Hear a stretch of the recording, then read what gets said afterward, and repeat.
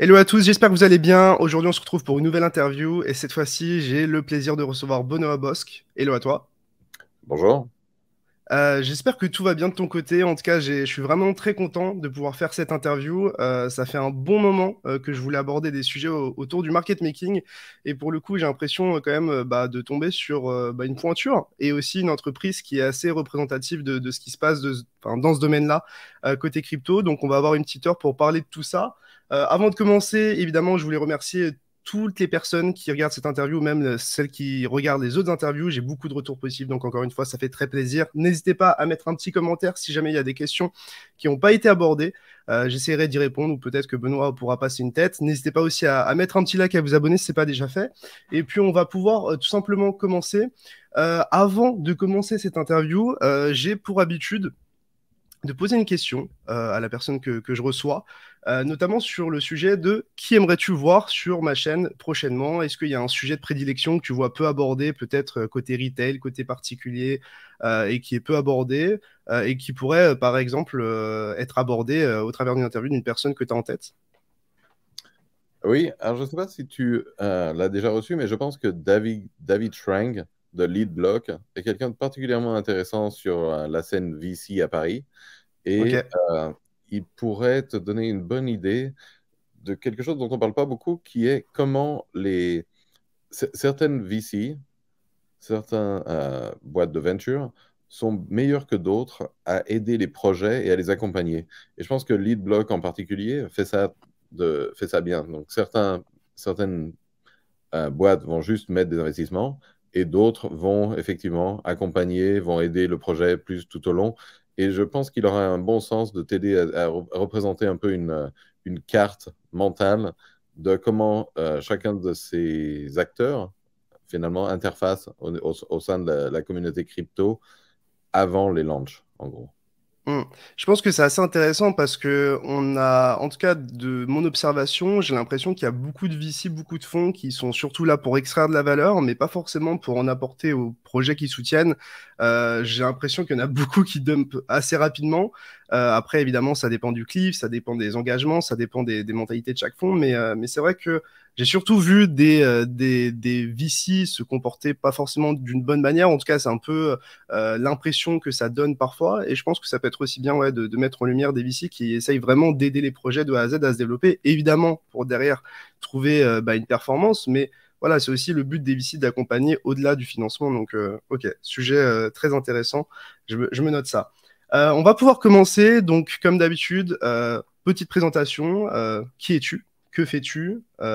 Où habites-tu? Voilà, un petit peu de contexte autour de ce que tu fais et même de ce que tu as fait. Oui, oui. Moi, je suis Benoît Boss, donc, comme tu disais. Euh, j'ai fait mes études en France, études d'ingénieur classique. J'ai été à Polytechnique. Ensuite, je suis passé dans le monde de la finance traditionnelle en travaillant à Goldman Sachs, euh, à Londres et à New York à l'origine. Je viens de Lyon en premier, mais ensuite, bon, effectivement, pour mes études, je suis passé à Paris, puis Londres, et finalement, j'ai atterri à New York en 2004 et j'y suis resté depuis. D'abord, effectivement, à Goldman, en quant. Ensuite, je suis passé en trader en commodities à Barclays. Je suis revenu à Goldman en trader de commodities. Et c'est là où j'ai passé la plus grande partie de ma carrière, jusqu'à récemment rejoindre GSR en 2021. Et GSR, comme tu expliquais, c'est un crypto market maker, et on peut expliquer un peu plus ce que ça veut dire euh, dans les minutes qui viennent. Mais finalement, en arrivant ici, la manière dont moi j'étais un trader de produits dérivés sur le pétrole, là encore de manière globale, on s'occupait de tous les flots et de tous les événements et tous les prix autour du globe pour tout ce qui était pétrole et énergie. En arrivant à JSR, qui était un market maker crypto, c'est pas du tout le même genre de trading puisque tout est très algorithmique et c'est pas le même genre de challenge et de dynamique. Donc, je suis passé du côté structuring sales et c'est ce que je fais depuis effectivement pratiquement 2 ans en m'occupant surtout de la région Amérique, États-Unis et Amérique du Sud et Amérique centrale, mais du côté business development, beaucoup plus sales, en parlant à des clients, en parlant à des projets, en parlant à des builders. parlant à des VC, tous les acteurs, tous les partenaires qu'on a dans l'espace pour, pour nos activités existantes et développer des nouvelles activités pour JSR, qui effectivement est un des, en ce moment, market makers principaux du marché. Ça fait 10 ans que la boîte a été créée, ça va être notre anniversaire, nos 10 ans cette année. Donc, C'est rare pour une boîte crypto, hein. exactement, l'un des plus gros et des plus persistants, on va dire.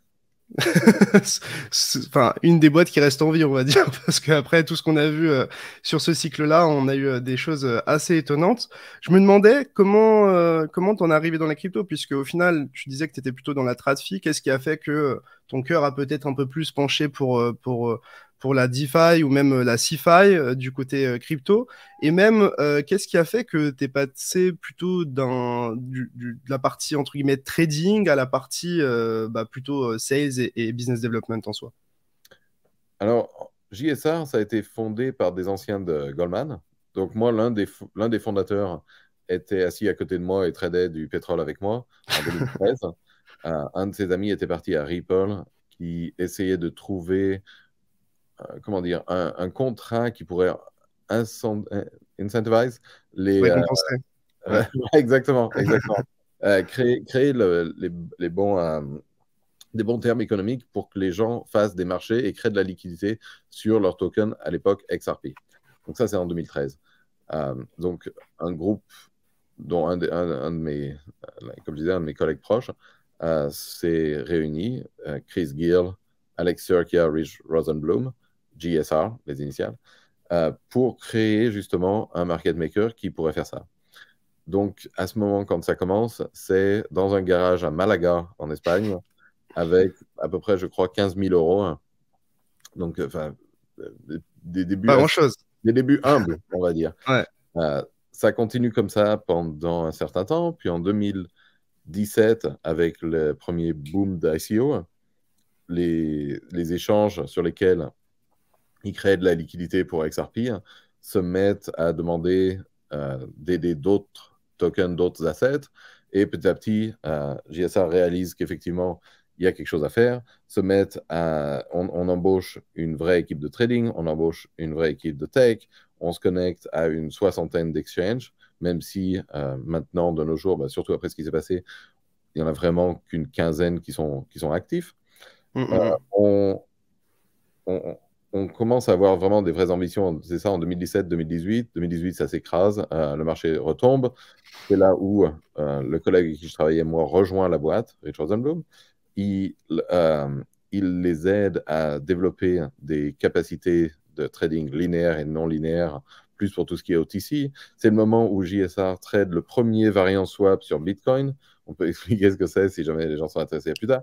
Mais c'est assez anecdotique. Mais finalement, ça aide, là encore, à vraiment augmenter les capacités techniques de trading de JSR. Du coup, la boîte est très bien positionnée en 2019-2020, surtout 2020, quand la DeFi commence vraiment à arriver et que le crypto en tant qu'asset class passe en market cap de quelques billions à 1,5 to 1,5, 2 trillions, 2,5, 2 trillions et demi. Et ça devient une asset class finalement légitime sur laquelle on peut supporter des activités de finance qui sont plus proches des activités de finance traditionnelles et surtout qui vont permettre de créer des besoins que d'un seul coup, tout ce qui est DeFi peut enlever des intermédiaires de finance traditionnelle. Enfin, il faut un minimum de masse critique, un minimum de masse critique en gros. Et donc, c'est ce qui se passe avec, à ce moment-là, je pense, la fin 2020. Moi, comme je disais, j'étais encore du côté traditionnel, mais vu ma proximité avec certains des employés de JSR, en gros, j'avais suivi à peu près tous les développements. Il me semble à ce moment-là qu'effectivement, on entre dans un Une nouvelle moment. ère.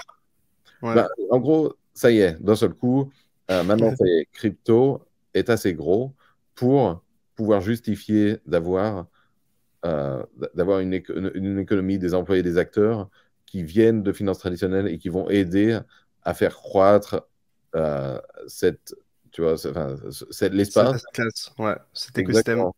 d'une manière différente, d'une manière beaucoup plus légitime, d'une manière, enfin, ça peut être exponentiel en gros.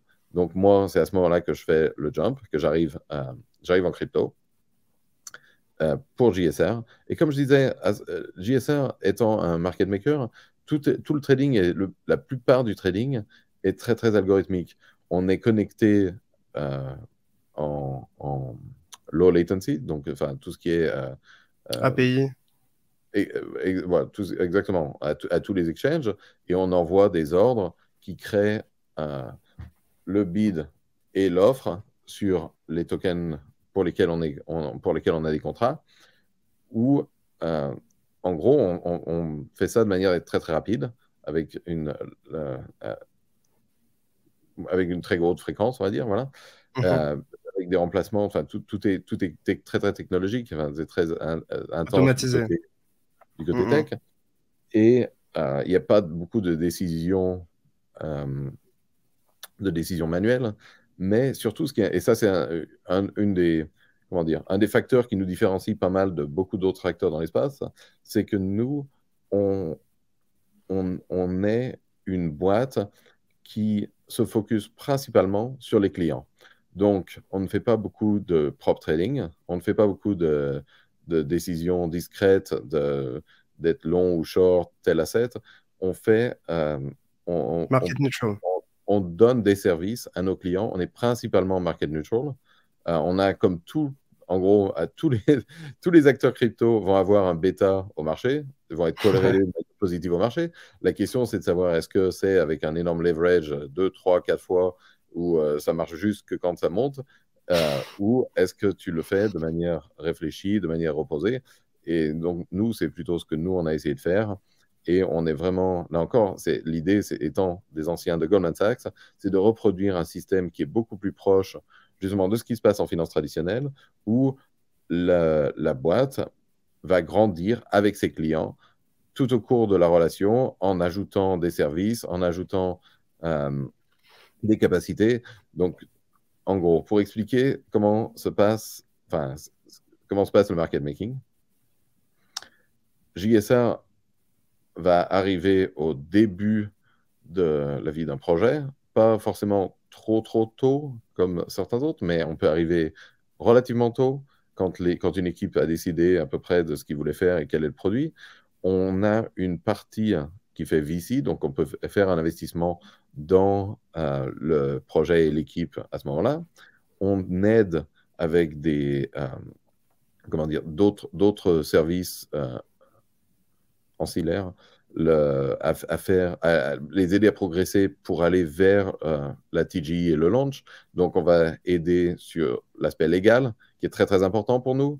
On n'est pas un broker-dealer, on ne peut pas trader des securities aux États-Unis. Donc, il faut toujours faire attention à bien être du bon côté de la loi et du bon côté des régulations. On peut, étant une compagnie internationale dont le QG est à Londres et l'entité de trading est à Hong Kong, on peut effectivement trader des securities en dehors des États-Unis tant qu'on s'assure qu'ils ne peuvent pas venir dans les mains d'investisseurs américains. Mais donc, il faut faire très, très attention à ça et aider les protocoles, là encore, au moment de la conception, à faire toutes les choses de la bonne façon pour pas qu'eux aussi soient sur le radar de la SEC pour un illegal offering, en gros. S'ils tripent certaines lois, ça, c'est pas idéal pour eux non plus. Donc, nous, on aide avec ça, on aide avec le marketing, on aide avec des stratégies pour lister sur les exchanges. Une fois qu'on est au stade où effectivement il y a eu TGE et on va lister, on aide à créer de la liquidité sur sur les exchanges centralisés et décentralisés. Euh, c'est assez important d'avoir les deux pour la plupart des projets parce que ça crée justement un cercle virtueux où un peu de volume qui déplace le prix sur un échange central va forcer les arbitreurs à venir échanger le prix sur les échanges décentralisés ou vice-versa. Et tout ça, ça crée finalement plus de volume, ça démultiplie le volume, ce qui en crypto est typiquement corrélé avec une action de prix plutôt positive. Donc, on aide avec tout ça. Une fois que la liquidité s'est établie, et là encore, enfin, c'est assez important de rappeler, enfin, je pense que tout le monde devrait le savoir, mais c'est jamais évident, mais les market makers sont là pour faciliter la liquidité et la découverte du prix, mais ils ne sont pas là pour influencer le prix. Donc nous, on fait très très attention à justement n'avoir aucune pratique qui soit considérée comme de la manipulation. Donc on est principalement, euh, comme tu disais, market neutral, donc pas forcément avec une vue directionnelle. Une fois que la liquidité s'est établie et que le prix s'est établi, on peut alors aider les membres de l'équipe, les fondateurs, ou même certains investisseurs à, à pouvoir sortir et monétiser certains de leurs, de leurs positions, certaines de leurs positions, d'une manière qui n'affecte pas trop le marché. Donc on essaye d'être toujours moins de quelques pourcentages du volume par jour. On estime qu'en général, d'ailleurs, quand on a un volume par jour, c'est beaucoup, beaucoup plus haut que le volume directionnel net, qui doit être moins de 10%, 20-10% du volume par jour, typiquement. Là encore, ça dépend, puis ça dépend de quand est-ce que le protocole combien de temps le protocole a déjà été listé. Une fois qu'on fait ça, on peut aussi aider après les protocoles ou les fondations des protocoles avec le treasury management, gérer leur, leur trésor, gérer Leur trésorerie. leur trésorerie. Non, je suis désolé, enfin, je devrais parler mieux en français, mais je parle jamais de boulot en français. Et Mais c'est très marrant. C'est ça fait très très marrant. ça fait 20 ans que je suis ici maintenant. Je parle plus français, je parle pas américain. Donc, je suis abandonné. Mais non, tout ça pour dire qu'on les aide avec leur trésorerie. Donc, ils peuvent écrire des calls, des options sur ce qu'ils ont. Et comme ça leur permet de générer un peu des taux d'intérêt, générer de la yield pour eux et d'augmenter leurs assets ou potentiellement de diversifier aussi ce que eux ont, ce qu'ils possèdent.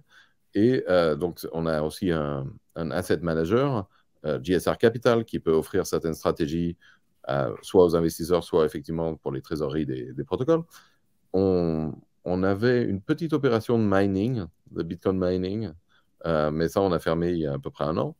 Donc, en gros, l'idée, c'est d'être assez compréhensif sur pas mal de choses, mais effectivement, d'accompagner beaucoup pour nous les protocoles, les nouveaux tokens, pour vraiment les aider depuis l'inception jusqu'à ce qu'ils grandissent et deviennent some of the Des top, titans. top 100. Et on a beaucoup de clients qui, justement, sont à différents stages de cette évolution. JSR a plus de 200 clients à peu près en ce moment-là. La plupart sont dans les top 500, donc tu vois, ça fait une grosse market share pour tout ce qui est token. Ou pour nous, c'est vraiment comment on les aide, comment on fait grandir le protocole, comment on crée plus de liquidité, comment on met le token dans les mains de plus d'investisseurs, que ce soit institutionnels, que ce soit retail, les particuliers, pour juste augmenter toute la connaissance et pour surtout, nous, notre rôle, c'est stabiliser tout ce qui est du côté financier pour qu'eux puissent se focus sur le produit, l'adoption, créer justement des événements, des raisons pour lesquelles les gens... Enfin, nous, on peut vendre le token, mais il faut que les gens veuillent l'acheter et veuillent surtout aussi l'utiliser. Très intéressant. Bon, en tout cas, tu as déjà répondu à pas mal d'aspects qui m'intéressaient. Tu sais, on se pose toujours la question des services qui sont proposés. Du coup, de ce que je comprends, il y a à la fois le market making, il y a le VC, il y a quoi d'autre? Il y a, je suppose, de l'OTC aussi qui rentre en compte. Tu parlais de marketing, je suis pas sûr de ce que ça englobe. Est-ce qu'il y a d'autres choses aussi dans cet éventail? Marketing, market making, OTC? Investissement, ensuite tout ce qui est market making, ensuite tout ce qui est OTC pour que ce soit liquidation ou du treasury management où on va avoir des call options et il peut y avoir d'autres choses de cette nature. Et puis tout ce qui est asset management aussi. Mais ça va être principalement ce qu'on fait. On a aussi regardé comment utiliser, comment articuler, par exemple, certaines des choses qu'on a appris en créant de la liquidité pour les fungible tokens du côté des NFTs. On a regardé, est-ce que ça vaudrait le coup pour nous d'avoir des services de staking mais en gros, pas forcément. Mais bon, on s'est quand même associé de quelques compagnies. On est proche de quelques compagnies de staking à qui on recommande nos investisseurs et on a intégré. Une des choses qu'on n'a pas vraiment, dont on n'a pas vraiment parlé, mais c'est aussi que la longévité de JSR, c'est dû au fait qu'on prend de manière très sérieuse en compte les risques, tout ce qui est risque, que ce soit crédit, que ce soit exchange, que ce soit risque opérationnel. Donc, on a des gens qui, là encore, viennent de finances classiques. Et je pense que ce n'est pas forcément le cas dans tous nos compétiteurs. On, on fait C'est très pas une attention. mauvaise chose. Ça vous aide justement, parce que vous avez tout l'historique de Bien problèmes qu'il y a aidé. pu avoir. Ça nous a bien aidé, on va dire, l'an passé. Mais aussi, tout ce qui est audit, tout ce qui est... Enfin, on veut vraiment faire les choses de manière correcte. Et de cet aspect-là, on fonctionne relativement proche d'une boîte traditionnelle, que nous, dans le monde de crypto, on appellerait traditionnelle, mais avec quand même, en essayant de jamais perdre tout l'aspect fun, l'aspect degen. C'est vrai qu'en crypto, on a des choses assez différentes et puis même, enfin, c'est un marché qui bouge tellement rapidement que moi personnellement, je trouve ça passionnant, quoi. Il y a tellement d'innovations, de nouveaux projets qui se lancent, etc. Je sais pas ce qui est de la trad fee, puisque moi, je suis plutôt, comme tu dis, un DJ, ou en tout cas quelqu'un qui a une ADN crypto, mais assez intéressant. Et du coup, concrètement, dans les différents métiers qu'on peut retrouver à GSR, on a quoi? On a des gens en sales, en marketing, on a des gens, on a des quant traders, on a des développeurs. Quel type de métier on peut retrouver? Quelles sont les différentes spécialités qu'on peut retrouver? Même combien de personnes qui travaillent chez GSR? Parce que je suppose que ça commence à être pas mal big, quoi. Ah oui, non, on a à peu près 250 personnes en ce moment. Ok, c'est Euh, solide. Quand moi, j'ai rejoint la boîte, on était une cinquantaine. Donc effectivement, il y a une grosse période de croissance, surtout en 2021. 2022, moins. Mais ça peut ou ne peut pas, peut-être ou pas lié au marché. Mais en gros, en 2021, c'est vraiment, je crois, et on revient là-dessus, hein, mais c'est le moment où les cryptos s'établissent comme une classe euh, suffisante, légitime, et d'un seul coup, ça veut dire qu'une boîte comme JSR peut passer de créer de la liquidité marginalement pour quelques tokens à être un vrai acteur financier dans l'écosystème. Et qu'est-ce que ça veut dire? En gros, voilà, ça veut dire qu'on va rajouter des gens du côté investissement, ça veut dire on va restaffer un peu plus tout ce qui est opération. Donc là encore, tu vois, on a des gens qui s'occupent de VC et qui, eux, vont faire de la due diligence. On a des gens qui s'occupent opération, et ça va être opération du côté trading, opération du côté client. Pour tout ce qui est BD, on va avoir en BD effectivement des sales qui vont faire pour tout ce qui est market making, qui est notre core business, mais aussi du côté OTC, aussi pour couvrir des échanges qui sont des Hmm. questions très très importantes pour nous. Donc, ça vaut le coup d'avoir des gens dédiés qui connaissent les équipes et qui aident les projets à parler aux exchanges de la bonne façon, à interagir de la bonne façon. On a une équipe de trading. Nos équipes de traders, il y a des traders qui s'occupent beaucoup plus qui sont quant, qui s'occupent beaucoup plus de tout ce qui est algo et technologie au niveau market making. Après, on a une équipe qui fait plus du OTC, justement, qui va aider avec les liquidations, qui va aider avec tout ce qui est options. On a aussi une équipe de trading DeFi qui va regarder justement quelles sont les opportunités ou les choses à faire en DeFi. Et on a beaucoup de clients qui nous demandent d'interagir avec des protocoles DeFi, que ce soit pour bootstrap de la liquidité, que ce soit pour développer des LP, liquidity pools, ou même juste interagir et être justement faire partie de ces arbitreurs qui vont prendre de l'argent des deux côtés et maintenir les niveaux de prix. On va avoir, donc tout ça, c'est sales et trading. Bon, après, HR, on a HR, finance, ça c'est normal. Mais Classique. comme je disais, ce qui va nous différencier, c'est qu'on a un groupe de risque assez décent, qui va avoir pratiquement une dizaine de personnes. On va avoir un groupe de sécurité, pareil, pour regarder justement, faire de la due diligence sur les protocoles, faire de la due diligence sur le cyber security et être sûr que de toutes les personnes dont tu as entendu qui se sont fait hack, on a eu pas mal de compétiteurs, mais enfin, nous, jusque-là, bon, touche du bois, euh, mais, mais pas. Et ça fait partie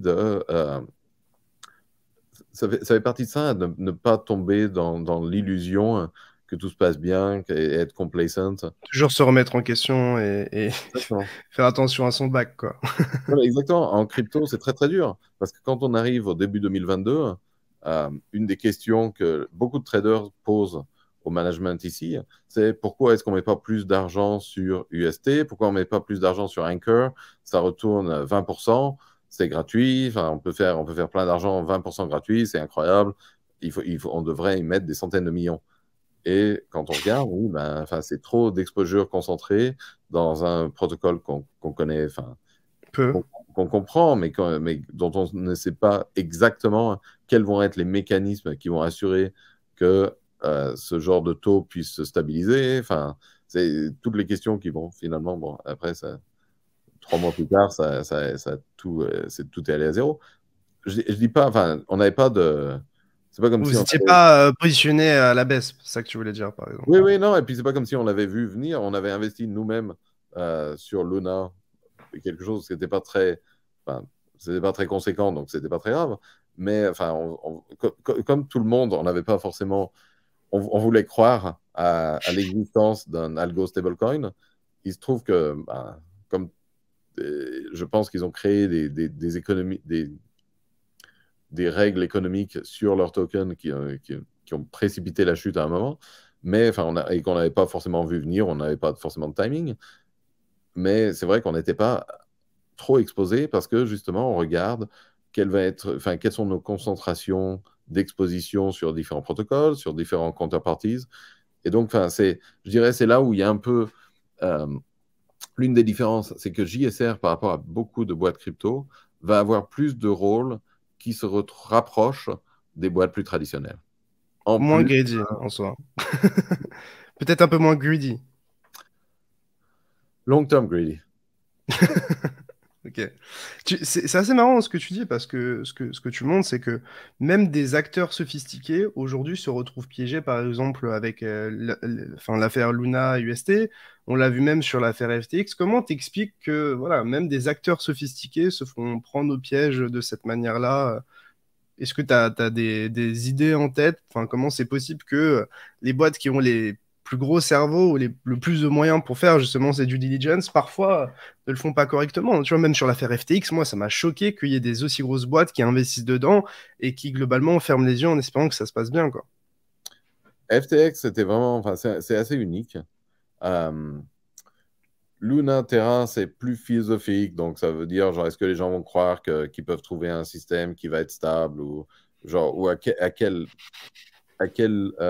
market cap, on va dire, comparé entre UST et Luna, est-ce que tu vas avoir des problèmes, genre, quelle est la différence de over-collateralized? Tu vois, en gros, quand Luna se met à baisser, ça fait baisser le over-collateralized du UST, le UST continue d'être stable, il ne baisse pas assez, d'un seul coup, tu te retrouves à un point où tout s'écroule Ça parce tient que plus. finalement, c'est un point d'instabilité. Ouais. Sur FTX, c'est très différent, en gros. Enfin, il y en a un, c'est un pari sur l'algo, hein, sur ce qui se passe et sur quelle va être la stratégie. FTX, c'est criminel. Donc, C'est une black box. mais C'est non, une mais black box aussi. surtout, c'est criminel. Tu parles à des gens qui, qui te mentent. Enfin, Ouais. c'est comment, il y a quelqu'un qui avait écrit un article en disant, enfin, c'est la perte d'innocence. Mais en gros, c'est ça, FTX. FTX, c'est la réalisation que en crypto, on a beaucoup de bad actors, on a beaucoup de vilains qui, finalement, il n'y a pas de règle, tu vois. Enfin, genre, c'est dans la nature humaine de, d'être cupide, de vouloir tout. Mais dans la plupart des autres industries, tu as des règles. Et donc, ça veut dire que Tu sais ce qui t'attend. c'est Lord Blaine-Fein, l'ancien CEO de Goldman, qui disait, en finance, euh, tout, euh, tout ce qui est intéressant, c'est illégal. Et tout ce qui est légal, c'est ennuyeux. Mais il y a, mais il y a C'est des pour ça règles. qu'on est en crypto. Et oui, mais du coup, c'est ça. C'est que les gens veulent faire des choses intéressantes, mais des fois sans C'est réaliser, dangereux. et des Mm. fois consciemment, illégales. Tu vois, quand il se passe, par exemple, un bon exemple, c'est ce qui s'est passé sur l'exploit, l'attaque sur Mango. Mango, Mango qui est un Markets. Mm. protocole exactement de Produits borrow, dérivés de manière voilà, sur décentralisée. Solana. Et euh, l'attaqueur, celui qui est le hacker, en gros, a créé un compte Pour se et a vanter. créé un deuxième compte.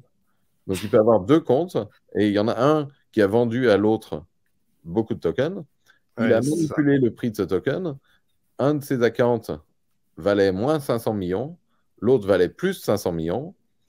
Le net était zéro, mais contre celui qui valait plus 500 millions, il a emprunté 150 millions qui était tout le net de leur trésorerie. Et puis ensuite, ben, il a tout abandonné. Et voilà, donc lui, il a pris 150 millions. Bon, ensuite, il a fait des choses encore plus compliquées puisqu'il a voté avec les tokens pour dire que ce qu'il avait fait était légal. Et ça, c'est c'est pas. Et Et- s'en vanter, en général, c'est pas la bonne solution. Mais je crois qu'il a été saisi, en tout cas, qu'on l'a ouais. arrêté. Donc, Il a été arrêté à Porto Rico par la SEC qui pense qu'il a quand même manipulé les marchés. Et je pense qu'ils n'ont pas tort. Mais, euh, mais ce qui est intéressant là encore, c'est que tu ne peux pas faire ça en France. Tu ne peux pas aller à la BNP et ouvrir deux comptes et dire, ben voilà, alors ce compte qui est à moi, il va donner 1 million de $1 million à l'autre compte. Puis maintenant, l'autre compte qui est plus 1 million d'euros, ben, je les retire. Ou même si tu veux retirer juste 100 000, tu ne peux pas faire ça. Ça il n'existe casse pas. les couilles. Tu ne peux pas avoir deux comptes dans la même institution parce que justement, tout ça, c'est pas légal. Et puis, c'est pas. Après, c'est du wash trading, c'est des faux trades. Ben, rien de ça n'est légal. Il y a des règles contre ça. Mais c'est sûr que si tu penses, si tu opères dans un monde où il n'y a pas de règles, tu te dis, bah, oui, pourquoi on ne fait pas ça? Et Clairement. et je pense que ben, tout ce qui est FTX, tout ça, c'est en gros, quand même des. Ben, c'est des.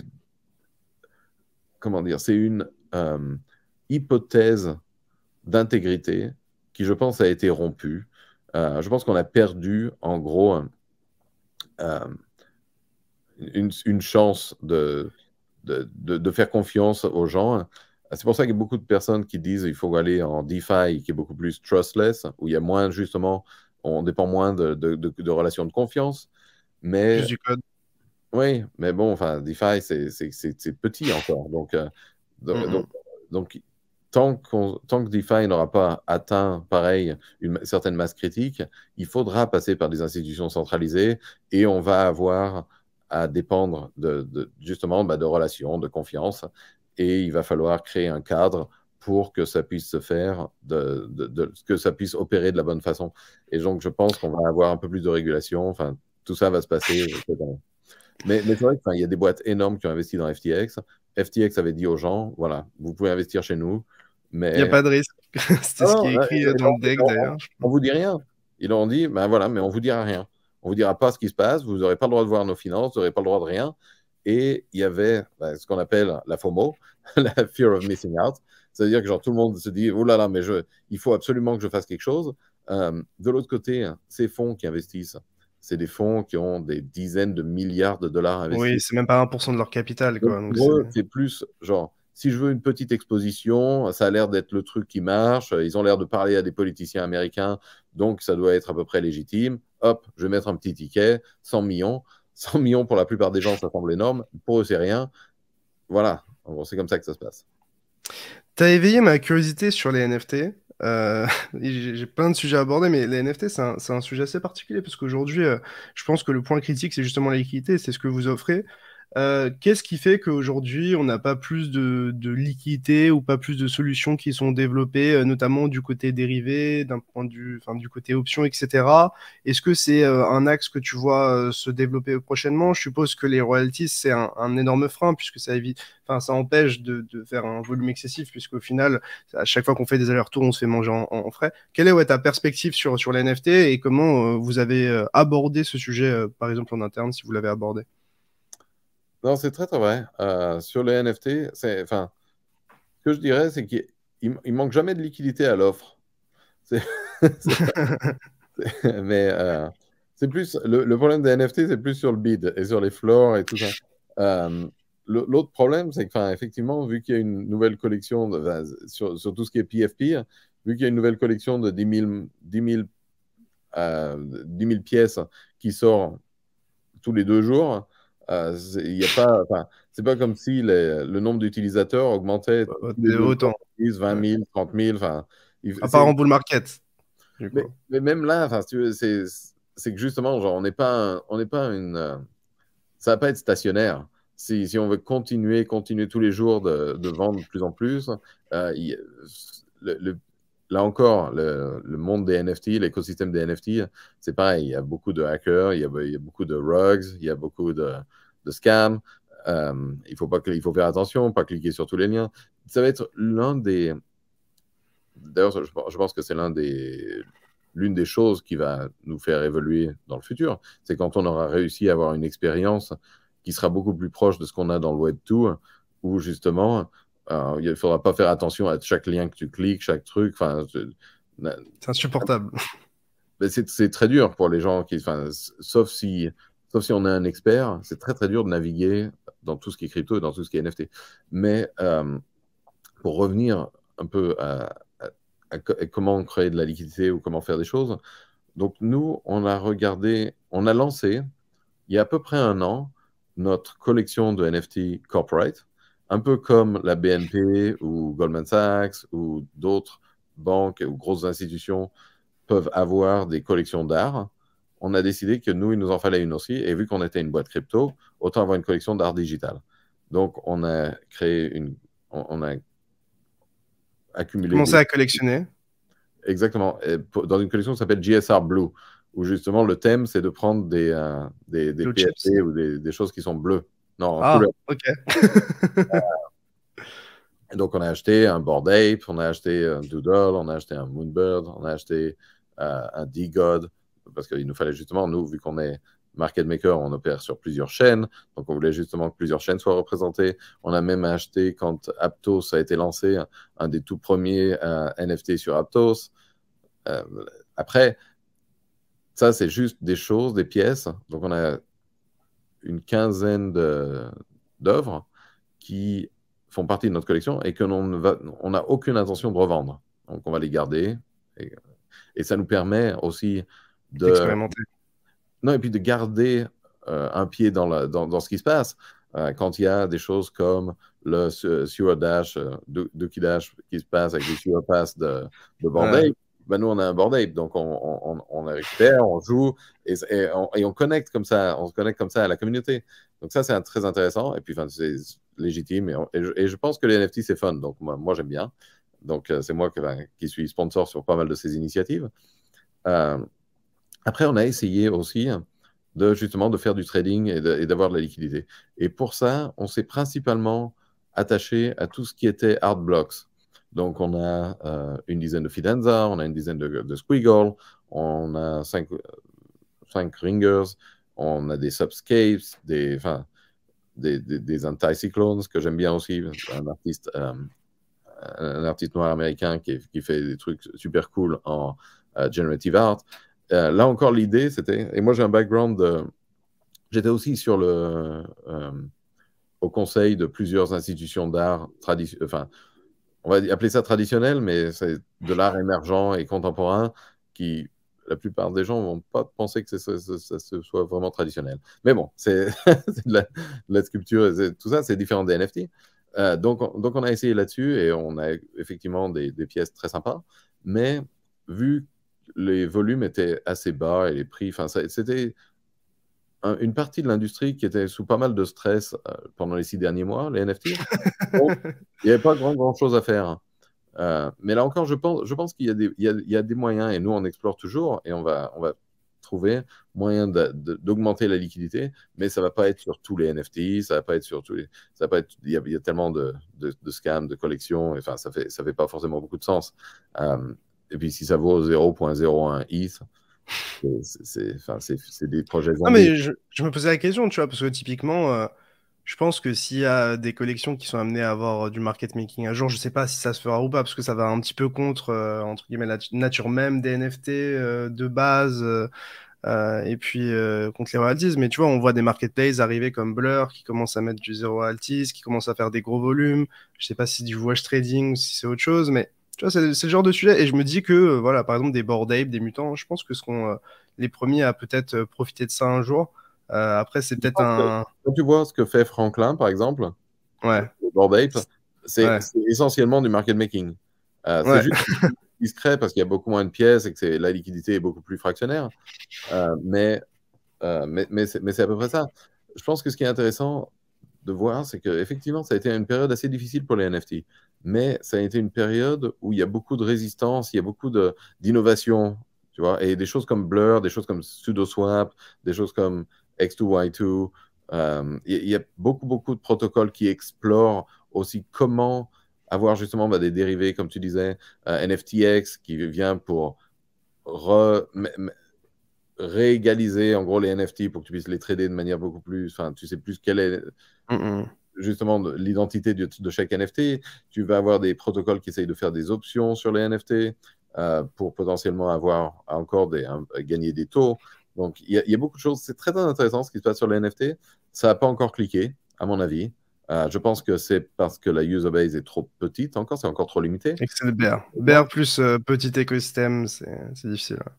Mais il y a quand même, tu as toujours des choses, tu vois. Enfin, les Youths, c'est un projet incroyable qui a lancé au milieu du bear. Tu as l'excitation pour l'instant de tout ce qui est checks. Enfin, Ça bouge. toute la discussion sur les royalties, ben, c'est passé sur les 3 derniers mois. Ça s'est allé très, très vite. De gens qui chargeaient 10% à maintenant, ben, on peut trader à zéro. Il se passe, il y a des choses très, très intéressantes de ce côté-là à faire. Et je pense qu'on est vraiment au début de ce qui se passe. Après, l'autre problème, et c'est pour ça quand tu dis, est-ce que le market making va à l'encontre de l'éthos des communautés de NFT? Pas forcément, parce qu'en gros, genre, et c'est là où tu vois, c'est une des différences, mais c'est vrai en crypto en général, parce que même les tokens de Polygon ou Arbitrum, ouais, pas encore lancé, mais mettons, enfin, Solana ou n'importe quoi d'autre, quand tu regardes par rapport au stock d'Apple ou de Microsoft, si le stock de Apple il baisse, bah, ton iPhone il marche toujours. Si, si en crypto, le prix du token est lié au produit de manière beaucoup plus intrinsèque, et donc les deux sont plus difficiles à séparer. De la même manière, un NFT, ça, ça a une valeur en soi, qui en général est status symbol. C'est un signe digital de richesse. Extérieur de richesse. Ouais. Extérieur ou intérieur dans le système. Ouais. Un signe of richesse. Mais quand le prix baisse, la communauté se dissout aussi. Donc, les deux sont quand même liés d'une certaine façon. Au plus il y a de l'excitation sur le prix, sur le volume, sur les choses, au plus il y a de la liquidité, au plus c'est facile justement d'avoir cette communauté qui est engagée et qui permet de changer les choses. Et vraiment pour les NFT, enfin, c'est tout. La communauté, c'est tout. Clairement. Pour revenir peut-être plus sur la partie market making qu'on avait débuté, notamment sur le sujet crypto, vraiment coin, etc. Je voulais savoir comment voilà, un market maker aujourd'hui il se rémunère. Tu parlais notamment de travailler avec des clients, donc des protocoles. Est-ce qu'ils vous payent? Est-ce que par exemple lorsque vous tradez avec des énormes volumes, vous avez des frais négatifs sur les exchanges qui vous payent aussi d'une autre manière? Quelles sont voilà, les sources de revenus? Comment, quel est le pricing type par exemple d'un market maker tout simplement? Non, très bonne question. Puis en plus, tu fais justement allusion à deux ou trois styles différents. Je pense qu'il faut commencer par comment marche un market maker dans les marchés traditionnels. Et justement, si on parle de Apple, Microsoft, eux, ils n'ont pas de contrat ou quoi que ce soit. Des gros market makers comme Citadel, Virtue, XTX vont venir et et c'est tout des firmes qui sont beaucoup plus propre, justement, propre trading. Hein, tout est très propriétaire et ils essayent de faire du profit. Donc, eux, ils viennent, ils font un bid offer. Donc, ils prennent un endroit, un prix où ils veulent acheter, un prix où ils sont prêts à vendre. Et entre les deux, ils essayent de Le capturer spread. le spread. Ouais. Non. Ils essayent d'acheter plus bas et ils revendent plus haut et ça continue comme ça. Clairement, être market maker, c'est quelque chose qui est en, en théorie de produits dérivés, théorie d'options, qu'on appelle short gamma. Et qu'est-ce que ça veut dire ça? d'être négatif gamma, ça veut dire que quand les gens achètent, tac, tac, tac, tac, tac, tac, le prix monte, mais toi, tu en as de moins en moins, puisqu'ils les ont achetés de toi. Donc, au plus le prix est cher, au moins tu en as. De la même façon, s'ils vendent, ils te tapent, et au plus tu en achètes, au plus le prix est bas. Donc, c'est pas une très très bonne position en soi. Mais justement, ça te permet de calibrer ce que devrait être le spread par rapport à la volatilité de ton asset. Si jamais ça bouge très peu, finalement, si jamais c'est relativement stable, C'est facile. c'est comme ça. Et donc, ça va faire beaucoup d'occasions d'acheter et de vendre. Et donc, ça, c'est très bon pour un market maker. Si au contraire, ça bouge beaucoup, comme en crypto, ça devient très, très difficile d'opérer dans ce modèle. Et donc, si en fait, on était dans des marchés traditionnels, ou si jamais les acteurs opéraient de la même manière que dans les marchés traditionnels, les spreads de crypto, ce combien il faut payer pour acheter comparé à l'endroit où tu pourrais vendre, serait très très loin. Ça serait très très très large. Parce que ce sont des assets qui sont très très volatiles. Et donc, ce serait très large et il y aurait très très peu de taille de chaque côté. Donc, clairement, ces modèles ne marchent pas en crypto. La manière dont ça a évolué, il y a plusieurs modèles que les market makers de crypto peuvent faire. Soit les projets peuvent leur donner du cash tous les mois pour justement compenser les pertes qu'ils s'attendent à faire en ayant des paramètres qui sont pas optimales par rapport à la volatilité de l'asset. Soit ils peuvent utiliser un modèle qui est celui que nous, on pratique, où de toute façon, en crypto, il n'y a pas de système de repo ou quoi que ce soit. On ne peut pas être net short. Donc, il faut que quelqu'un ait les assets pour pouvoir les vendre. On prend un prêt. Sauf sur FTX. Bah, sauf sur les perps. Mais après, c'est plus difficile. X plus FTX, parce qu'en gros, ils détenaient pas vraiment les fonds et tout. Enfin bref. C'était non, plutôt. mais même sur FTS, quand ils faisaient des perps, qui était un business très légitime et quelque chose que crypto a remis au goût du jour après, c'est de la recherche. Avec BitMEX. Avec BitMEX, c'est la recherche de FX des années 50, mais qui revient là encore en crypto, qui est beaucoup plus relevant, où justement, l'idée, c'est de dire, si jamais tu as du spot, bah, tu peux offrir des produits dérivés qui permettent aux gens de devenir short. Et puis, ben, toi, tu sais que net, enfin, tant qu'il y a un acteur qui est prêt à prendre le risque entre les deux, et ça, c'est le funding trade, ça devient possible. Mais en gros, pour nous, on va prendre un prêt auprès du projet, ce qui nous permet d'avoir des prix à l'offre. Ensuite, on utilise pour le bid, ça c'est facile, pour le Du prix cash. d'achat, c'est du cash, donc ça on peut en avoir, ça on peut utiliser notre propre balance sheet. Entre les deux, justement, on peut faire les spreads et tout ça, on se met d'accord avec les protocoles. Et la manière dont nous, on récupère le gamma, justement, c'est on sait qu'en bas, on peut tomber à zéro. Le problème en crypto, c'est qu'en haut, il n'y a pas de limite. Crypto, ça peut faire 100x, 100x, on ne sait jamais. Ça arrive. On touche du bois là encore. Mais tout ça pour dire que c'est là où on a le plus de risques asymétriques. Donc, on crée un plafond sur ce prêt, de la même façon que, comme je disais, on a zéro en bas, en disant, bah voilà, si jamais le projet rallie d'une certaine façon, de X, ou de, je sais pas, mettons, si ça double, au-dessus d'une certaine barre, on peut retourner au projet au lieu de leur rendre des tokens. De toute façon, enfin, eux, ils en ont plein. Hein. C'est pas vraiment ce qu'ils veulent. On peut leur rendre des dollars. Et donc ça veut dire que quand on est au-dessus d'un certain seuil, on n'a plus besoin de rendre le loan en token. Donc, si les gens nous l'achètent, ça nous permet de vendre notre inventaire. Et quand on repasse dessous, par contre, on sait que là, on va falloir rendre en token. Donc là, on réachète, on réaccumule des tokens. Et à travers ces variations, quand ça monte et que ça descend, mais non pas sur chaque minute, mais plutôt sur des semaines ou des mois, on va acheter et vendre. Et ça c'est comme ça qu'on monétise, en gros, nos contrats. L'avantage, c'est que le projet, du coup, ne nous donne aucun argent, juste leurs tokens, juste un certain prêt de tokens au départ. Eux, ça leur permet de diversifier leur trésorerie si ça monte, parce que comme ça, ils auront des dollars à la place de tokens, comme je te disais, ils en ont beaucoup. Ils ne déboursent aucune fiat, qui n'ont pas forcément, ou ils ne sont pas forcément cash riches au début. Donc ça, c'est un Ça modèle, les arrange aussi d'une manière. c'est un modèle qui arrange tout le monde. Euh, ce à quoi tu faisais référence d'être payé sur des volumes par les exchanges ou quoi que ce soit, ça se passe très peu parce qu'en Ok. gros, la plupart du volume se fait sur Bitcoin et Ethereum. Et là, il n'y a clairement pas de market maker sur des choses comme ça. Il y a une énorme liquidité. Là où il y a besoin de liquidité, c'est des choses où il y a moins de volume, justement où on essaye de créer des volumes. Donc, ça ferait pas autant, ça serait pas aussi logique.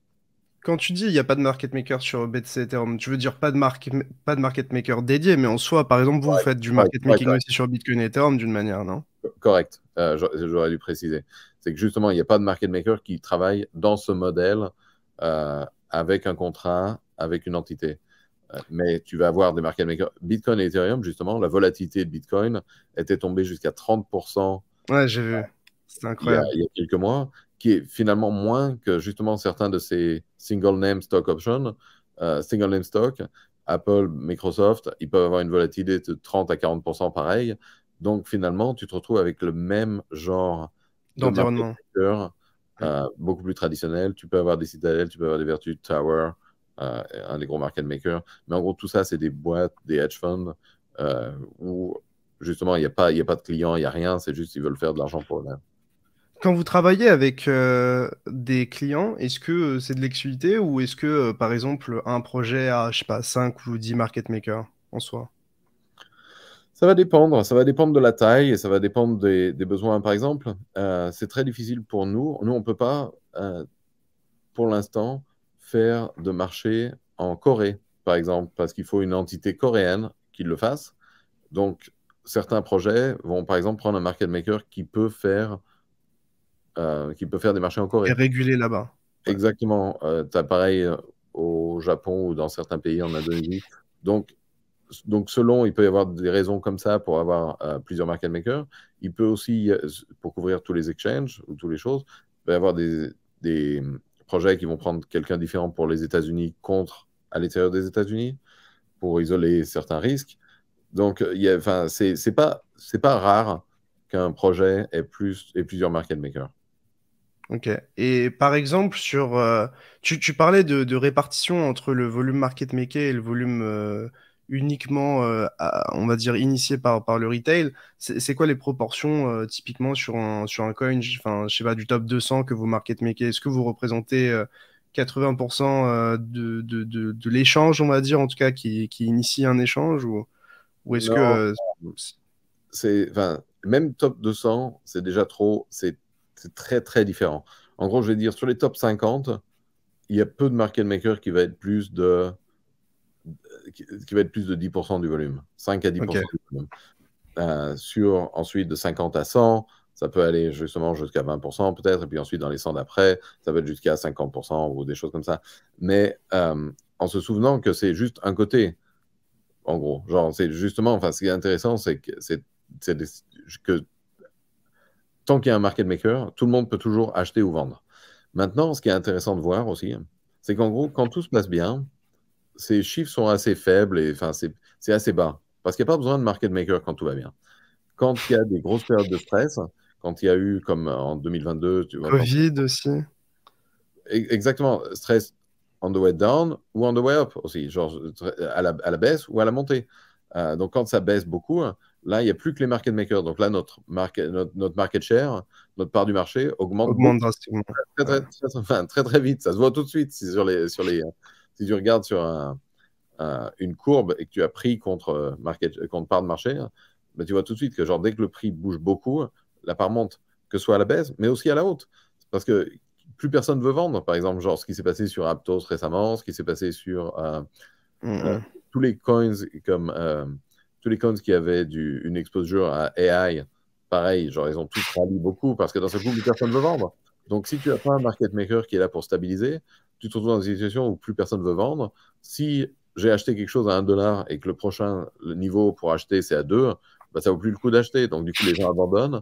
Euh, mais si tu as un market maker, bah, le prochain prix c'est 1.01 et puis ensuite c'est 1.02 et ça augmente de manière beaucoup plus normale et modérée et ça permet aux investisseurs d'avoir confiance qu'il y aura un prix pour acheter, un prix pour vendre, et qu'ils ne vont pas juste se faire cisailler dans tous ces mouvements.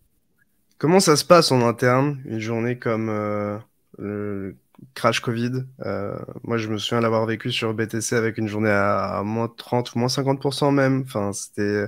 Ils avaient même débranché, sur BitMEX, ils avaient même coupé le trading au bottom parce qu'en fait, il y avait tellement de liquidations qu'il n'y avait plus assez en face pour acheter les liquidations, etc.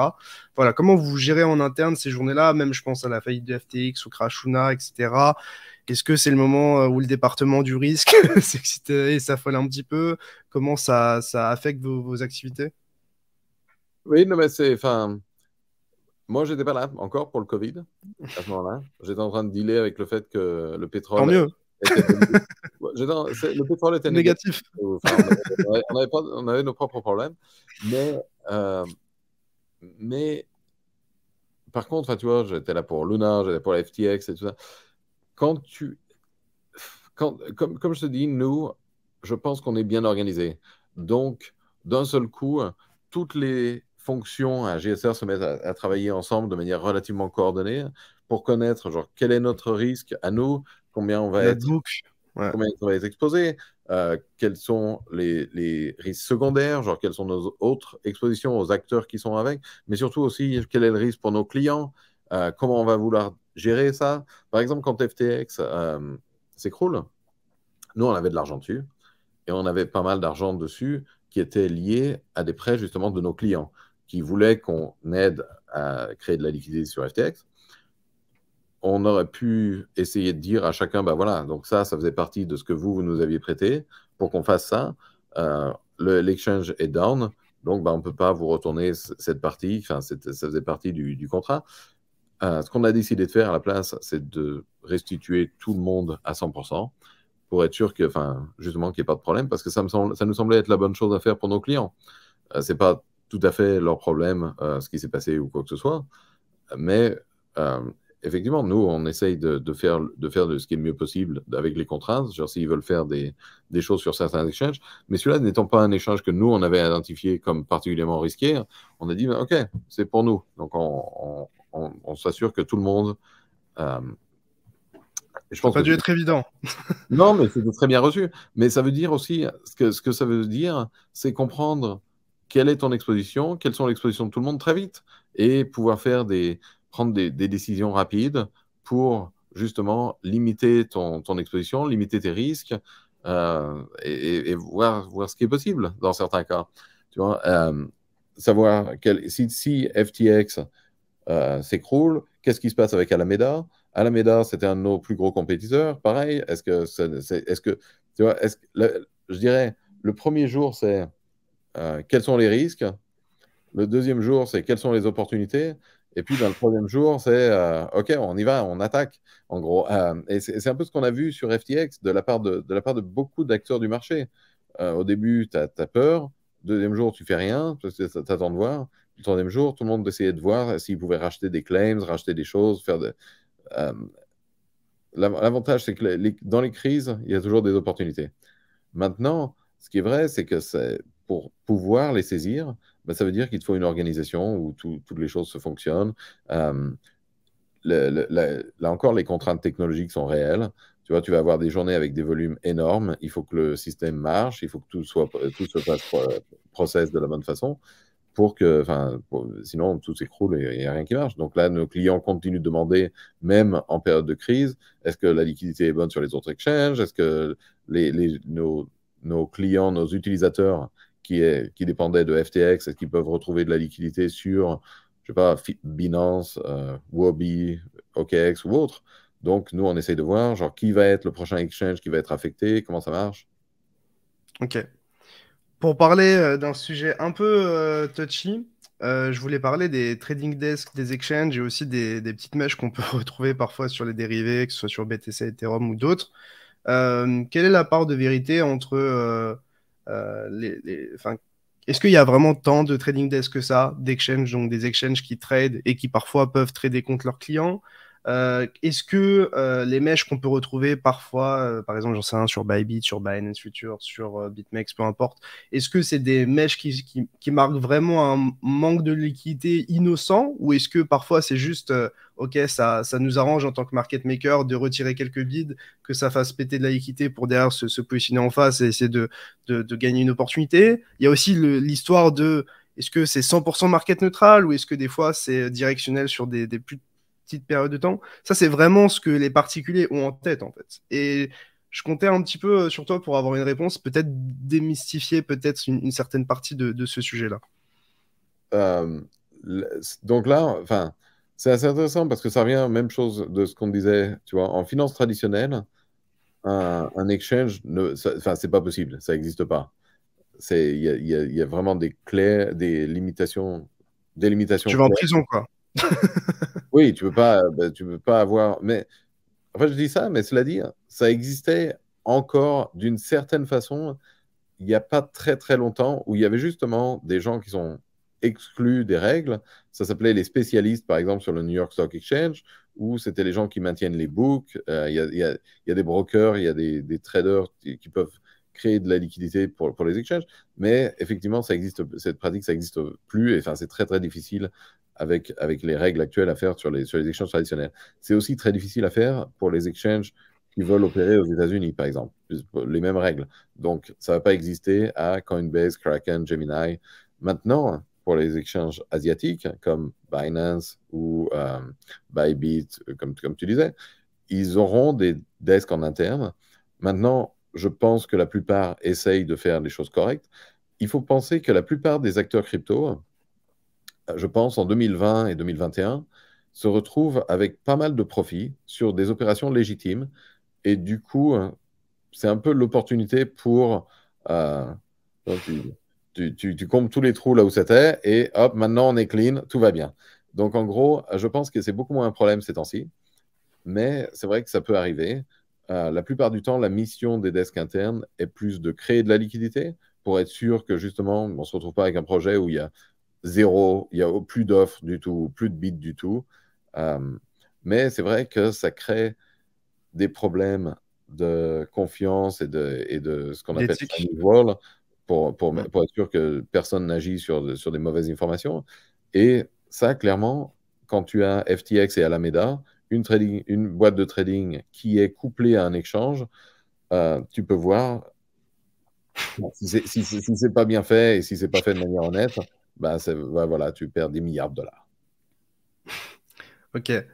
Euh, Quelle est la part aujourd'hui du volume qui est wash tradé sur les cryptos? Est-ce que c'est une partie énorme? Est-ce que c'est une toute petite partie?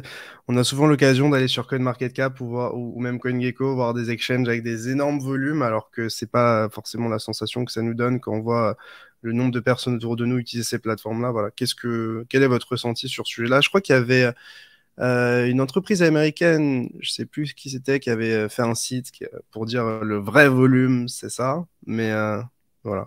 Ah, bah, faudrait que je la trouve, c'est intéressant.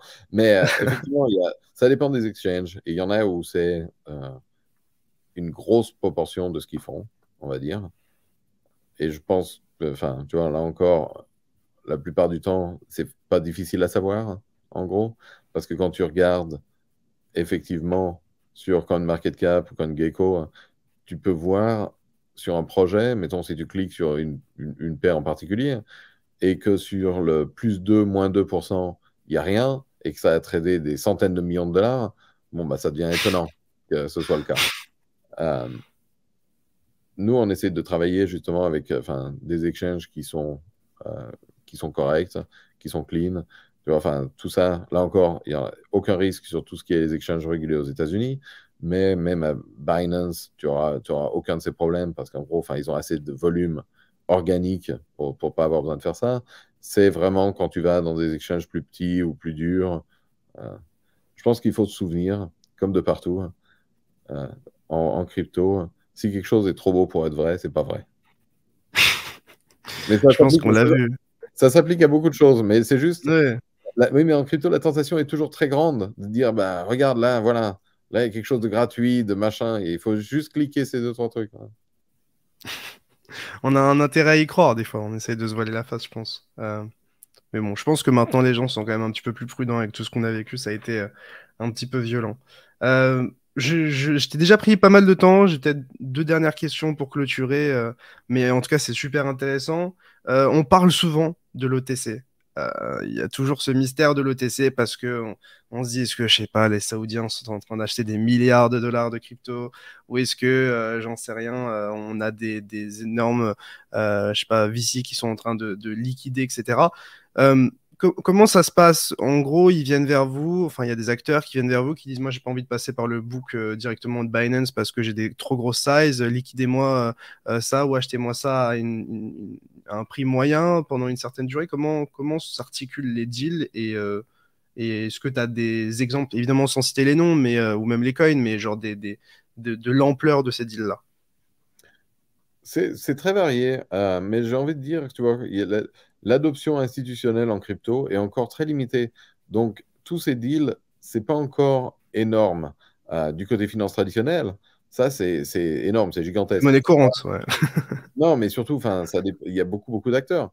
Il y a des hedgers, il va y avoir des gens qui font du share buyback, il va y avoir des gens qui sont des spéculateurs, il va y avoir du retail, il va y avoir du order flow. Toutes ces choses-là, c'est monnaie courante. En crypto, c'est encore assez marginal. Est-ce qu'il y a des Saoudiens qui achètent des millions de dollars de BTC? Peut-être, mais enfin, c'est pas typiquement ça. Typiquement, c'est plus que, voilà, on va avoir une VC ou un investisseur particulier qui peut avoir un unlock sur certains tokens, qui va vouloir les vendre d'une manière sans vouloir affecter le prix. Et donc, je pense que c'est plus ça, c'est plus les algos où tu vas avoir des liquidateurs qui permettent de TWAP, c'est-à-dire de vendre de manière très, très graduelle sur une période de temps, ou pareil, d'acheter sur une période pour justement minimiser les mouvements. Tu vois, si j'essaye d'acheter 1 million de dollars sur un marché qui trade entre 1 et 10 millions par jour, bon, bah, ça va avoir un impact énorme. Mais si je le fais, Mhm. si je prends un mois pour le faire, bah, ça aura un impact beaucoup moindre. Genre, et donc tout ça, c'est juste le faire de manière plus algorithmique. On a aussi, par exemple, si euh, les exchanges ont des trades OTC qui veulent faciliter, donc ils peuvent venir nous voir pour que nous, on peut accéder à la liquidité de manière beaucoup plus globale, beaucoup plus diffusée. Donc, c'est principalement des trades comme ça, mais c'est beaucoup plus innocent que ce que tu as l'air de ce que Que tu as l'air Evil. de- Ouais. Et est-ce que tu vois des tendances se dessiner de votre côté? Est-ce que voilà, en bull run, c'était à l'achat massivement ou à la vente massivement côté OTC? Est-ce que tu vois des comportements qui changent, par exemple, sur les derniers mois? Je suppose que tu peux pas en dire beaucoup, Non, OTC, mais des ce qui est tendances qui intéressant, se dessinent. ce qui est intéressant du côté OTC, c'est que justement, FTX est tombé. Genesis est très, très affecté. Donc, du coup, enfin, il y a une vraie question sur le crédit, sur quels vont être les personnes avec qui tu peux trader, les personnes avec qui tu peux faire confiance. Donc, ça, c'est vrai que c'est en train de se passer et de redessiner justement l'espace. Ça a définitivement affecté de manière négative la quantité, les volumes et les flots. Donc, je pense que l'espace OTC est en train de se refaire et va s'institutionnaliser plus, va être plus sérieux et avec plus de due diligence, justement. On va aller vers une manière plus professionnelle d'agir de ce côté-là. Ok, Plus que des changements de flow ou quoi que ce soit, ça va plus être un changement de procédé. ok, ok, intéressant. Et dernière question, plus encore une fois sur un sujet assez tricky qui est concrètement le daily d'initié. Qu'est-ce que toi tu vois de ton côté? Parce qu'en fait, j'ai l'impression qu'il y a quand même pas mal de délits d'initiés en crypto. J'ai l'impression que parfois c'est difficilement évitable parce qu'au final, bon, bah, Mhm. l'information circule assez vite, etc. Comment vous faites face à ça? Comment vous l'évitez? Et est-ce qu'il y a peut-être des bonnes pratiques dans la TradFi qui devraient être appliquées en crypto selon toi? Exactement. Alors nous, justement, comme je te disais, tu vois, nous, on est à même d'avoir pas mal d'informations tôt, vu qu'on parle au protocole directement et avant même qu'il liste. Donc, on a établi beaucoup de procédures en interne pour s'assurer que les gens qui ont l'information n'agissent pas dessus et ne la distribuent pas, et que tout ça soit isolé et gardé de la bonne façon. L'une des, l'une des manières dont on fait ça aussi, c'est en restreignant nos employés sur qu'est-ce qu'ils peuvent trader, qu'est-ce qu'ils peuvent faire eux-mêmes en crypto, justement pour éviter ce genre de choses. S'ils savent quelque chose, qu'ils n'aillent pas trader le même token en avance ou après ou quoi que ce soit. Donc nous, on a créé beaucoup de procédures, mais là encore, on les fait parce qu'on pense que c'est important et on pense aussi que, comme on a vu du film du côté Parce que vous n'êtes traditionnel, même pas obligé de le faire techniquement d'un point de vue de la exactement. loi. Mais on a vu aussi du côté traditionnel que souvent les lois sont rétroactives. Donc, les choses qui, les C'est choses qui violent. ouais, non, et puis surtout, si tu sais que tu vas faire quelque chose qui ne devrait pas être légal, il vaudrait mieux peut-être ne Je le pas le fais faire. pas. Voilà. Mais, mais, Ok. mais, mais c'est vrai que la tentation est là, c'est comme tout ce qu'on décrit depuis le début, hein. Beaucoup, beaucoup de tentations. Donc, il faut une certaine rigueur intellectuelle et morale pour essayer de colorier dans les lignes. Et au final, tu vois, on parlait globalement de l'initié ou même d'insider trading. Pour moi, il y a tellement de sources que parfois, peut-être que je suis de mauvaise foi, mais c'est difficilement évitable actuellement parce que, en fait, il y a tellement d'acteurs qui interagissent avec ces informations-là. Tu as les VC, tu as les market makers et tu as les projets en eux-mêmes. C'est-à-dire que tu as au moins 3 à 4 sources d'acteurs qui peuvent justement répandre l'information. Donc, c'est très compliqué de pallier à ça. J'ai vu que d'ailleurs, il y avait un head of product de Coinbase qui avait plaidé coupable Mhm. à ce sujet-là. Je suppose qu'aujourd'hui, il y a beaucoup d'insider trading. Bon, on verra. Je sais pas si c'était Mais un. tu vois, non, je pense que justement, euh, ça, c'est des signes où ces gens-là se font attraper. C'est passé la même chose sur OpenSea et ça va être de moins en moins facile. Donc, je pense que les gens se réveillent et commencent à prendre conscience du fait que, que ces délits peuvent être poursuivis et peuvent avoir des conséquences. Donc, j'imagine qu'on en verra moins, certainement moins, On l'espère. oui, certainement moins aux États-Unis, pour sûr, puisqu'ils ils se font attraper. Bon, bah écoute, merci beaucoup pour ton temps. Franchement, c'était hyper instructif. Sincèrement, ça faisait très longtemps que j'attendais de faire une interview de ce style-là.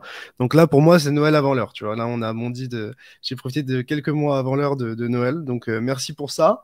Quelques Euh, mois, oui. Pas mal de mois. Noël après, là.